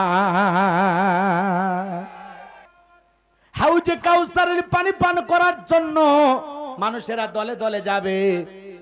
কিছু মানুষের ভাগ্যে হাউজে কাউসারের পানি জুটবে, আর অনেক মানুষের ভাগ্যে হাউজে কাউসারের পানি জুটবে না। হযরত আবু বকর সিদ্দিক রাদিয়াল্লাহু তাআলা আনহু দাঁড়িয়ে থাকবেন রাসূলের হাউজে কাউসারের পানির পেয়ালা ভরায়া হযরত ওমর আবু বকরের হাতে দিবেন, হযরত আবু বকর বিশ্বনবীর হাতে দেবেন, আর নবীজি তার আদরের উম্মতদেরকে খুঁজে খুঁজে হাউজে কাউসারের পানি পান করাবেন। বলেন সুবহানাল্লাহ। 1 পেয়ালা হাউজে কাউসারের পানি যদি পান করতে পারেন, বিচার দিবসের একদিন হবে 50,000 বছরের সমান। 1 পেয়ালা পানি যে পান করবে, জান্নাতে ঢোকা পর্যন্ত তার আর তৃষ্ণা লাগবে না। বলেন সুবহানাল্লাহ। রাসূল হাউজে কাউসারের পেয়ালা নিয়ে দাঁড়িয়ে আছেন, আপনি যাবেন, রসুলকে 2 নয়ন ভরে দেখবেন, আবার রসুলের হাত থেকে পিয়ালা নিয়ে পানি পান করবেন। এই দৃশ্যের মুখোমুখি রসুলের হাতে হাউজে কাউসারের পিয়ালার পানি কারা কারা পান করতে চান? 2টা হাত তুলে মালিককে একবার দেখান। লিল্লাহি তাকবীর। হাত টান টান করে তোলেন। আল্লাহ। সবাই বলেন আল্লাহ। কঠিন কিয়ামতের ময়দানে আমাদের সবাইকে রসুলের হাতে হাউজে কাউসারের পানির পিয়ালা পান করার সৌভাগ্য দান করুন। আমাদের সবাইকে রসুলের হাতে এক পেয়ালা পানি পান করা তৌফিক দান করুন। জোরে বলুন আমিন। আর একটু জোরে বলেন আমিন। এবার হাত নামা। হাউজে কাউসারের এদিক খেয়াল করেন, পেয়ালা পর্যন্ত যাইতে গেলে আপনার একটু কষ্ট হবে। কথা বলেন না। হাউজে কাউসারের পানি চাইলেন আর পাইলেন, অতই সোজা। কথা বোঝেন নাই মনে হয়। আমি এলাকায় আসার পরে, আমি মুসাফির মানুষ, একটা ছেলেকে কিছু চকলেট দিয়ে বললাম, বাবা আমাকে এক বদনা পানি এনে দাও। ওই ছেলেটা চকলেট পাইয়া বদনা নিয়ে মারছি দৌড়, মাঝপথে যাইয়া আসার খাইয়ে পড়ে গেছে, হাঁটুটা ছিলে গেছে, রক্ত বের হয়েছে, চামড়া উঠে গেছে। এরপরে চকলেট থাকার খুশির কারণে উঠে দাঁড়াইছে, পানি বদনা ভইরা নিয়ে আমার সামনে হাজির। আমি তখন বললাম, বাবা এই পানি আনতে গিয়ে কষ্ট হয়েছে, মাঝপথে পড়ে গেলা, আসার খাইলা, হাঁটুতে মনে হয় ব্যথা পাইছে, রক্ত মনে হয় বের হয়েছে, চামড়া উঠে গেছে মনে হয়। ওই হাউজে এদিক খেয়াল করেন, ওই যে হাতে থাকা কিছু চকলেট থাকার কারণে, মিষ্টি থাকার কারণে ওই ছেলেটা ওই আনন্দে ওই খুশিতে বলতেছে, এরকম আমি কত পরে যাই, আমার কিছুই হয় না। কথা বোঝেন নাই মনে হয়। তো হাউজে কাউসারের পানির পিয়ালা যদি আপনি পান করতে পারেন, কিয়ামতের কঠিন দিন আপনার কাছে কঠিন মনে হবে না, আল্লাহ সহজ করে দিবেন। বলুন সুবহানাল্লাহ। রসুলের হাতে হাউজে কাউসারের পানি আর আল্লাহর আরশের নিচে ছায়া ভাগ্যে যদি জুটে যায়, আপনি জান্নাতি, আপনার আর টেনশন নাই। বলেন আল্লাহু আকবার। এইবার হাউজে কাউসারের পানি পান করতে হলে কাজ করতে হবে দুইটি। জোরে বলেন কয়টি? আল্লাহ যাদেরকে হাত দিয়েছেন দুই আঙ্গুল তুলে বলেন কাজ করতে হবে কয়টি? আর একটু জোরে বলেন কয়টি? হ্যাঁ, দুইটি কাজ কি কি আল্লাহ তাআলা সেটা 2 নাম্বার আয়াতে জানিয়ে দিয়েছেন। সবাই একটু জবান ছেড়ে আমার সাথে বলুন, ফাসাল্লিলি রাব্বিকা ওয়ানহার, ফাসাল্লিলি রাব্বিকা ওয়ানহার। 1 নাম্বার হলো ফাসাল্লিলি রাব্বিকা, রবের উদ্দেশ্যে সালাত আদায় করা। নামাজ হবে একমাত্র কার জন্য? ফাসাল্লিলি রাব্বিকা, রবের উদ্দেশ্যে সালাত আদায় করা লাগবে। নামাজ হবে একমাত্র কার জন্য? قل إن صلاتي ونسكي ومحياي ومماتي لله رب العالمين। নবীজি আপনি বলুন, আমার নামাজ, আমার কোরবানি, আমার জীবন, আমার মরণ লিল্লাহি রাব্বিল আলামিন, আসমান জমিনের প্রতিপালকের জন্য। তাহলে মুমিন জীবনের সকল ইবাদত হবে একমাত্র কার জন্য? ফাসাল্লিলি রাব্বিকা, রবের উদ্দেশ্যে সালাত। আপনি আমি যখন সালাত আদায় করব, অন্তরে ভয় থাকতে হবে কার? ইয়া আইয়ুহাল্লাযিনা আমানুত্তাকুল্লাহ, হে ঈমানদারগণ আমি আল্লাহকে ভয় করো। হাক্কা তুকাতিহি, ভয় করার মতো ভয় করো। নামাজ নামাজের মতো আদায় করা লাগবে। ফাসাল্লিলি রাব্বিকা ওয়ানহার, 1 নাম্বার হলো রবের উদ্দেশ্যে সালাত আদায় করা। নামাজ যেমন তেমন পড়লে হবে না, নামাজ নামাজের মতো আদায় করা লাগবে। ক্বাদ আফলাহাল মুমিনুন আল্লাযীনা হুম ফি সালাতিহিম খাশিউন, অবশ্যই মুমিনরা সফল যারা নিজেদের সালাত বিনয়ের সহিত, নম্রতার সহিত আল্লাহর ভয় নিয়ে আদায় করে। তাহলে সালাত হবে একমাত্র কার জন্য? ওয়াল্লাযীনা ইয়াবিতুনা লিরাব্বিহিম সুজদাও ওয়া কিয়ামা। আল্লাহ রাব্বুল আলামিন বলেন, যারা রাত্রি জাগরণ করে আমি আল্লাহকে সিজদা দেয়, আমি আল্লাহর জন্য দণ্ডায়মান থাকে, তাহলে রাত্রি জাগরণ করে সিজদা দেব কাকে? 5 ওয়াক্ত সালাত, এটা তো ডিউটি, এটা তো পালন করাই লাগবে। পাশাপাশি রাতের 1টা 2টা 3টার দিকে উঠা গভীর নিশীতে বিবির ভালোবাসা ত্যাগ কইরা, আরামের বিছানা ত্যাগ কইরা, আরাম ত্যাগ কইরা, এ বাজান গো আমার ঠান্ডা পানি দিয়া ওযু বানায়া নিরালায় নিবৃত্তিতে জায়নামাজে দাঁড়িয়ে যাওয়ার দরকার আছে না নাই? ওই নিরালাই বসে আপনি ইবাদত করবেন, আপনি সালাত আদায় করতেছেন আর আল্লাহ আপনাকে দেখতেছেন। গভীর রাত্রে নামাজের মাধ্যমে, সিজদার মাধ্যমে, রুকুর মাধ্যমে প্রেম করতে হবে কার সাথে? যারা তাহাজ্জুদের সালাত আদায় করে এদের জীবনে কোনো ব্যর্থতা নাই, সফলতা। এরা চাইতে দেরি, আসমানের মালিক আল্লাহ দিতে দেরি করে না। আল্লাহু আকবার বলেন। এই যে ছাত্র আন্দোলনের যে সমস্ত ছাত্র ভাইয়ের আন্দোলন করেছিল, আন্দোলনের সময় যখন মসজিদে আজান হয়েছে, রাজপথে দাঁড়িয়ে যুবকের আল্লাহকে সিজদা দিয়েছিল। এই সিজদার কারণে, আল্লাহকে ডাকার কারণে আল্লাহ তাআলা জালেমের পতন ঘটিয়েছে। যেই দেশের তরুণেরা রাজপথে দাঁড়িয়ে আন্দোলন করা অবস্থায় আল্লাহকে সিজদা দিতে পারে, নামাজে দাঁড়াইতে পারে, এই তরুণদেরকে পরাজিত করার শক্তি পৃথিবীতে কারো নাই। নামাজের দৃশ্য দেখেন নাই? আদর্শ একজন শিক্ষিকা আমাদের মা, সে বলেছিল এই ছাত্রদেরকে গুলি করো, হত্যা করো, নির্যাতন করো, জুলুম করো। এদের নির্যাতন থেকে আসমান জমিন কাঁপে, আকাশ বাতাস ভারী হয়, তোমাদের অন্তর কি কাঁপে না? আর ওনারা বলে স্বজন হারানোর ব্যথা আমি বুঝি। মা বাবা মরা আর সন্তান মরা কি এক জিনিস? এ কথা কন না কেন? যে তার কলিজার নারী সিরা ধন হারাইছে, আবু সাইদের মায়ের চোখের পানির জবাব আল্লাহর কাছে দেওয়ার জন্য রেডি থাকে। বাংলাদেশের কাছে আসি, চট করে ঢুকবে। আসেন আসেন, আপনি সারা দেশটা ফাঁকা লাগে, কথা কন না কেন? আপনি আসেন। ক্ষমতাকে বাবার সম্পত্তি মনে করে এই দেশে যা খুশি তাই করেছেন।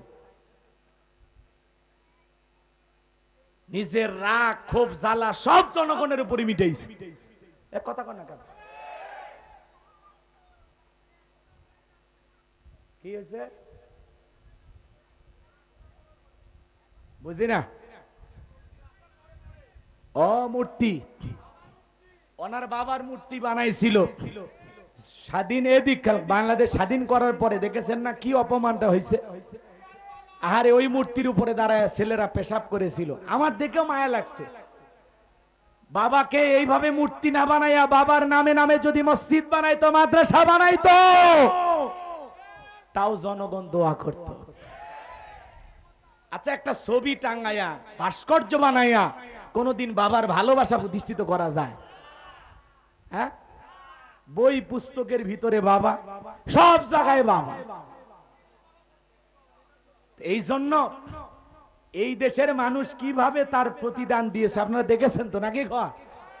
আহারে, এই জন্য এইভাবে জোর করে জনগণের উপরে কোনো কিছু চাপাইয়া দিতে নাই। কথা কি বোঝা গেল? জোর করে চাপাইয়া দেওয়া যায় না। কত বছর জোর করেছিলেন? কই 41 সাল, আবার 51 সাল, আবার মাঝে মাঝে বলতাম 100 বছরের প্ল্যান করেছি। আহারে, কই গেল? কই গেল তাদের তাকাব্বরি, অহংকারী? সব শেষ। এই জন্য আল্লাহকে ভয় করতে হয়। ক্ষমতা আল্লাহর আল্লাহর দেয়া নিয়ামত, আর জনগণের আমানত মনে করে আদল ইনসাফ প্রতিষ্ঠিত করতে হয়, জুলুম করতে নাই। কারণ জালেমদের শেষ পরিণতি হলো পরাজয়, আর ইমানদারদের শেষ পরিণতি হলো বিজয়। ইতিহাস তাই বলে। কথা কয় না? নমরুদ ল্যাংড়া মশা দিয়ে আল্লাহ তাআলা তার রাজত্ব খতম করে দিয়েছে। ফেরাউন পানি খাওয়ায় আল্লাহ বিদায় করছে। আবু জেহেলকে 11 বছর 13 বছরের মাঝ আর মুয়াজ দিয়া আল্লাহ তাআলা কুফা কাট করে দিয়েছে। কথা বলে ঠিক কিনা?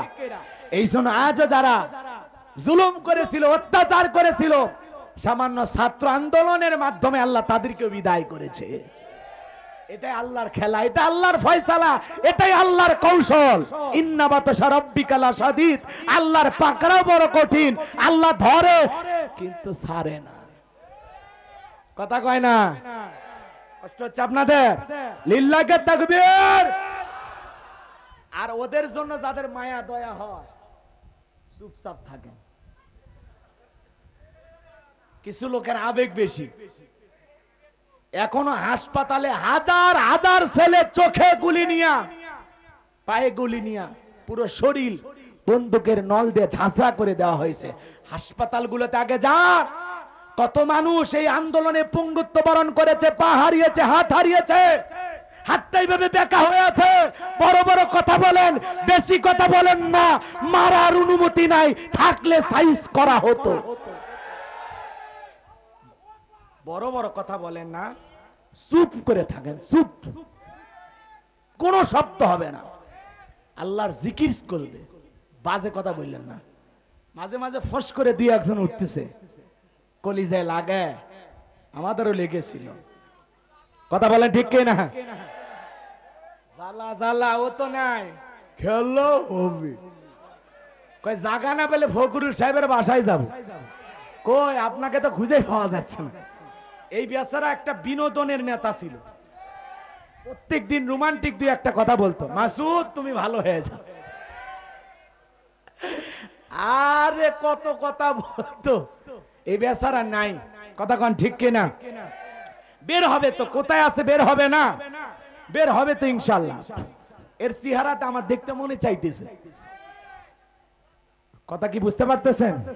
সবাই বের হবে, কে কোথায় আছে সত্য তো একদিন জাতির সামনে প্রকাশ হবে। কথা বলেন ঠিক কিনা?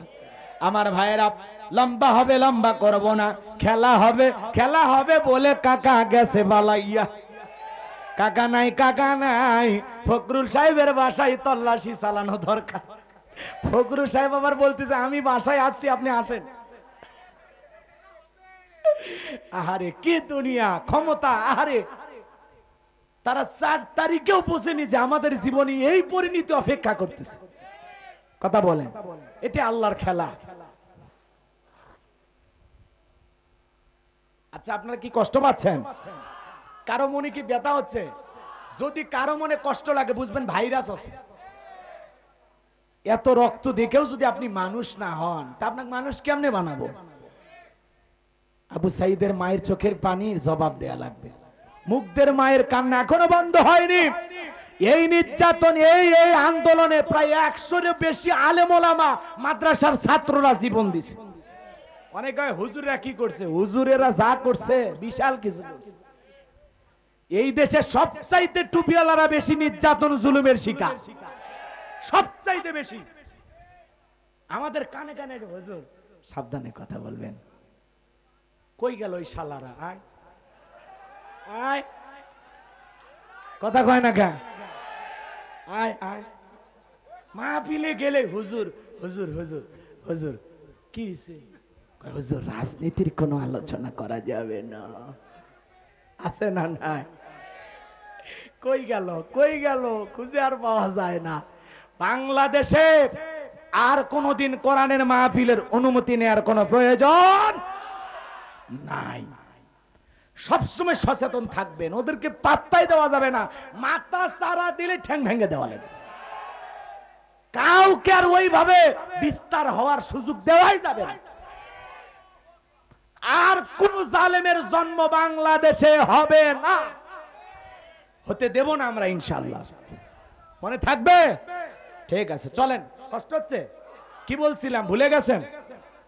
সালাত হবে কার জন্য?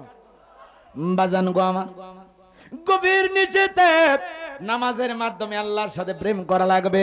যুবক, তোমাদের উদ্দেশ্যে 2-1 মিনিট কথা বলে দিয়ে যায়। মনোযোগ দাও, মনোযোগ দাও। গভীর নিচেতে তাহাজ্জুদের সালাত আদায় যদি আপনারা করতে পারেন, নামাজ যদি নামাজের মতো আদায় করতে পারেন, এ বাজান গো আমার, এই নামাজ আল্লাহর দরবারে কবুল হবে। কারণ আপনি তাহাজ্জুদের সালাতের সময় আল্লাহকে দাঁড়িয়ে সিজদা দিতেছেন, যে নামাজে নাই কোনো তাড়াহুড়ো, নাই কোনো বাড়াবাড়ি, নাই কোনো সংসারের টেনশন। আপনি আল্লাহকে সিজদা দিতেছেন, আল্লাহ আসমান থেকে আপনাকে দেখতেছে। গভীর নিশীতে আমার আল্লাহ রাব্বুল আলামিন প্রথম আসমানে আসেন। আল্লাহ ডেকে বলে, কে আছো বান্দা? অভাবগ্রস্ত, আমি আল্লাহর কাছে চাও, আমি আল্লাহ তোমাকে রিজেক্ট দেব। কে আছো অসুস্থ বান্দা, আমার কাছে শিফা চাও, আমি আল্লাহ তাআলা সুস্থতা দান করব। কে আছো অপরাধী গুনাহগার, আমি আল্লাহর কাছে মাফ চাও, আমি আল্লাহ তোমাদেরকে ক্ষমা করে দেব। দুনিয়াতে অপরাধী খোদা হয় তাকে জেলে নেওয়ার জন্য, আমার আল্লাহ অপরাধী বান্দা খোঁজে মাফ করে দেওয়ার জন্য। আমার আল্লাহ আমাদেরকে কত ভালোবাসে, চিৎকার মেরে বলেন না সুবহানাল্লাহ। তাহলে রাত্রি জাগরণ করে কার সাথে প্রেম? যাই নামাজের প্রেম, সিজদার প্রেম, কথা কয়। আর যুবকেরা সারা রাত জায়গা ইমু মেসেঞ্জারে চ্যাটিং করে, বান্ধবীর সাথে কথা বলে। ফজরের আজান হয় যখন, ওই হাইব্রিড যুবক ঘুমাইতে যায় তখন। কথা বলেন ঠিক কিনা? দেশে মোবাইল আইছে, সিটি বন্ধ হইয়াছে। দেশে মোবাইল আইছে, সিটি বন্ধ হইয়াছে। দিহুয়ানা বানাইছে, পোলা মাইয়ার মনের কথা ভাসে বাতাসে। এলে যুগ বুঝুকি দুই একটা গান বলবো। অনেকে কয় হুজুর গান গায়। আচ্ছা ভাই, এগুলো বর্তমান প্রেক্ষাপট নিয়ে বানানো, এগুলো শুনলে যুবকেরা একটু কথা কয় না কেন? বলবো বলবো। দেশে মোবাইল আইছে, সিটি বন্ধ হইয়াছে। দিওয়ানা বানাইছে, পোলা মাইয়ার মনের কথা ভাসে বাতাসে। কথা কন না কেন? ও দেখো পোলা পানের মন বাদা ফেসবুকে এখন, মোবাইলে সেটিং কইরা কাটায় সারাক্ষণ। দেখো পোলা পানের মন বাদা ফেসবুকে এখন, মোবাইলে সেটিং কইরা কাটায় সারাক্ষণ। দেখো মদনের মাইয়া এই মোবাইল পাইয়া, দেখো মদনের মাইয়া এই মোবাইল পাইয়া কি কাণ্ড ঘটাইছে। স্বামী সংসার রাইখা নাকি পালাইয়া গেছে, স্বামী সংসার রাইখা নাকি পালাইয়া গেছে। দেশে মোবাইল আইছে, সিটি বন্ধ হইয়াছে। দিওয়ানা বানাইছে, পোলা মাইয়ার মনের কথা হাসে বাতাসে। দেশে টিকটক আসিয়া সব গেল ভাসিয়া, ও দেশে টিকটক আসিয়া সব গেল ভাসিয়া। বলবো বলবো। সিদ্দিক সোরা নায়ক হইছে আইডি খুলিয়া। বলবো বলবো। এই মোবাইল পাইয়া এই সমাজের ছেলে মাইয়া কি কাণ্ড ঘটাইছে। পড়ালেখা তুইলা রাখছে সপ্তম আকাশে, এই পড়ালেখা তুইলা রাখছে সপ্তম আকাশে। দেশে মোবাইল আইছে, সিটি বন্ধ হইয়াছে। দিওয়ানা বানাইছে, পোলা মাইয়ার মনের কথা ভাসে বাতাসে। লিল্লাহে তাকবীর। এ যুবক, সারা রাত ইমো মেসেঞ্জারে সেটিং করা যাবে না, বান্ধবীর সাথে কথা বলা যাবে না। সারা রাত ইমো মেসেঞ্জারে কথা বইলা ফজরের আজান হয় যখন, ওই হাইব্রিড যুবক ঘুমাইতে যায় তখন নামাজও পড়ে না। এরকম যুবক আছে না? না। হে যুবক, সাবধান সাবধান। এই যে নামাজ না পড়ে ঘুমাইলা, এই ঘুম ভাঙলে সকাল, না ভাঙলে পরকাল। তোমার মতো কত যুবক ঘুমাইলো, এই ঘুম আর ভাঙলো কেমন করে? ঘুমাও তুমি নামাজ করে কাজা, কেমন করে ঘুমাও তুমি? ওরে পাবনার যুবক, কেমন করে ঘুমাও তুমি ফজর করে কাজা? এমন তো হতে পারে ও তোমার জোহরে জানাজা। এজন্য যুবক রে, ফাসল্লি লিরাব্বিকা, রবের উদ্দেশ্যে সালাত আদায় করা লাগবে। নামাজ হবে একমাত্র আল্লাহর জন্য, নামাজ নামাজের মতো আদায় করা লাগবে। নামাজ হবে একমাত্র আল্লাহ তাআলার জন্য, আল্লাহকে রাজি খুশি করার জন্য। আল্লাহর ভয়ে বিনয়ের সহিত, নম্রতার সহিত লম্বা সময় নিয়া কারা কারা 5 ওয়াক্ত সালাত আদায় করবেন আমার মালিককে একবার দেখা। আল্লাহ পাক আমাদের সবাইকে 5 ওয়াক্ত সালাত জামাতের সহিত মসজিদে আদায় করে তৌফিক দান করুন। জোরে বলুন আমিন। তাহলে হাউজে কাউসারের পেয়ালার পানি পান করতে গেলে 2টা কাজ। 1 নাম্বার ফাসল্লি লিরাব্বিকা, রবের উদ্দেশ্যে সালাত। 2 নাম্বার হলো ওয়ানহার, রবের উদ্দেশ্যে কুরবানি করা। নামাজ হবে যেই রবের জন্য, কুরবানিও হবে সেই রবের জন্য। ওয়ানহার মানে কুরবানি করা। কুরবানি করা মানে খালি গরু ছাগল কুরবানি করা না, নিজের আমিত্বকে কুরবানি করা, অহংকারকে কুরবানি করা, নিজের দাম্ভিকতাকে কুরবানি করা, নিজের ভিতরে থাকা পশু সুলভ আচরণকে কুরবানি করা, সময়কে কুরবানি করা, অর্থকে কুরবানি করা, নাম যশ খ্যাতিকে কুরবানি করা, নিজের ভিতরে থাকা সমস্ত অহংকারমূলক আচরণকে কুরবানি করা। কুরবানির ওয়াজ করতে গেলে 2 ঘন্টা লাগবে, অত সুযোগ নাই। সংক্ষিপ্ত কথা বলে দেয়া যায়, আমাদের সমাজে কুরবানি আমরা অনেকেই করি, কিন্তু অনেকের কুরবানি হয় আল্লাহর জন্য, আর কিছু লোকের কুরবানি হয় লোক দেখানোর জন্য। এমন একটা কুরবানির গরু কেনে 7 জন ভাগে, 4 জন দড়ি ধরে টানে, পেছন থেকে 3 জন ঠেলে। এমন একটা গরু ভাগে কিনছে যেই গরুর উপরে বয়স্ক ভাতা ওয়াজিব। হার হার হাড্ডি যা আছে দেহের সব দেখা যায়। কথা কয় দুর্বল গাবি কুরবানির স্থান পর্যন্ত হেঁটে যাওয়ার শক্তি নাই, কয়েকজন কোলে করে নিয়ে যাওয়া লাগে। হুজুর বলে ভাই এত দুর্বল গাবি জবাই করলে হবে না। বলে হুজুর উপরে হাড় দেখা গেল ভিতরে গোস্ত অনেক আছে, মনে হয় চামড়া খুলে সেট করে রাখছে, আছে না? এমন একটা দুর্বল গাবি জবাই করলে হবে না। আল্লাহ বলেন তাসরুন নাযিরিন, চমৎকার একটা হুষ্টপুষ্ট আকর্ষণীয় গাবি জবাই করতে হবে, মোটা তাজা শক্তিমান পশু। কথা কয় না, ওই দুর্বল, হ্যাঁ দুর্বল গাবি জবাই করলে হবে না। আর হুষ্টপুষ্ট মোটা তাজা মানে এমন না যে কুরবানি কিনতে হবে সাকিব খান, জায়েদ খান। কুরবানির পশুর নাম পরিমণি। এই জাতের গরু যদি কুরবানি করে কবুল হওয়া তো দূরের কথা, তোমারে মরার পরে বাটাম ফাটাবে, পিঠায় আল্লাহ সাইজ করবে। কথা কয়। আচ্ছা গরুর নাম কিসের সুলতান, হ্যাঁ কিসের পরিমণি? গরুর নাম বলে এগুলো। আবার সালমান খান থই, শাহরুখ খান থই, এগুলো বলে গরুর নাম। আবার গরুর নাম রাখছে হিরো আলম। হাই রে যুবক, এ সমাজে আছে না নাই? মনে করেন এই এলাকার তালুকদার সাহেব 10 লাখ টাকা দিয়ে একটা সাকিব খান কিনে নিয়ে আসছে, জায়েদ খান কিনে নিয়ে আসছে। জায়েদ খানকে বলা হয়েছে আপনার নামে পশুর নাম রাখছে, আপনি কি মন খারাপ? জায়েদ খানের তো কোনো লাজ লজ্জা নাই, ও বলতেছে আমার নাম ব্যবহার করে যদি কেউ 2টা টাকা পায় আমি খুশি। কথা কি বলছেন? ডিগবাজিয়া।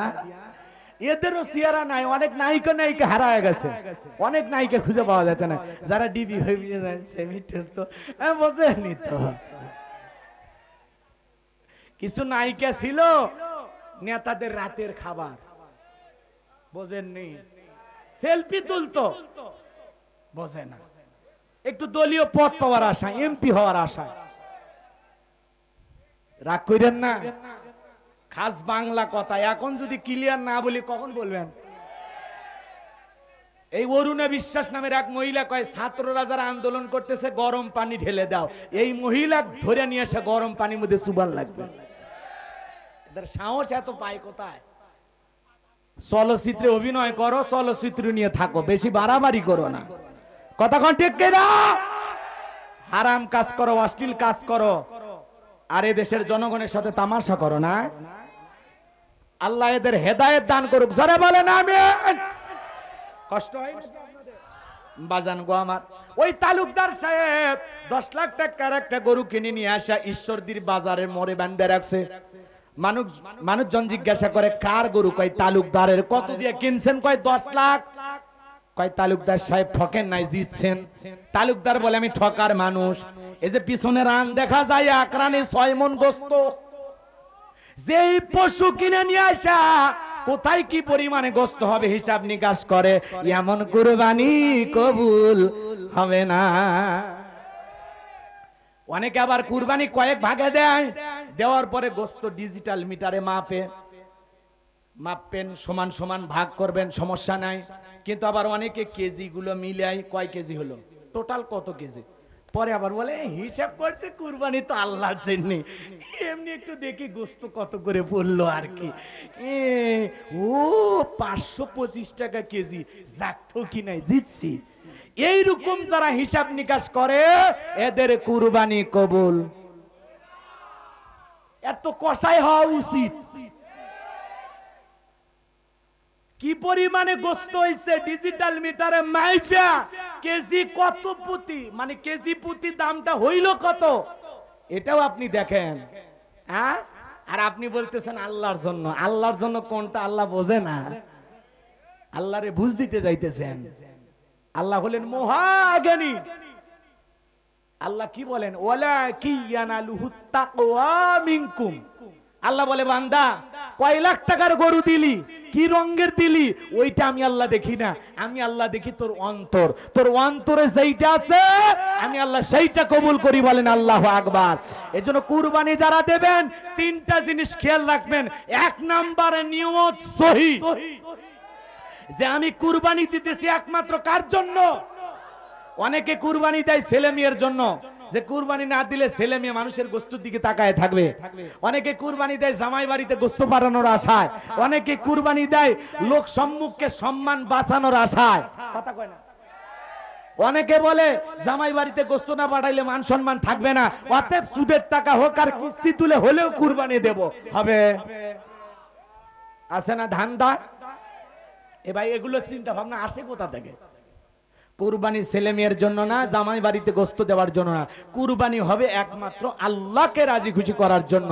কুরবানি দেওয়ার পরে গোস্ত তো আপনি খাবেন, ছেলে মেয়ে খাবে, আত্মীয় স্বজন খাবে, দুস্থ অভাবগ্রস্তরা খাবে।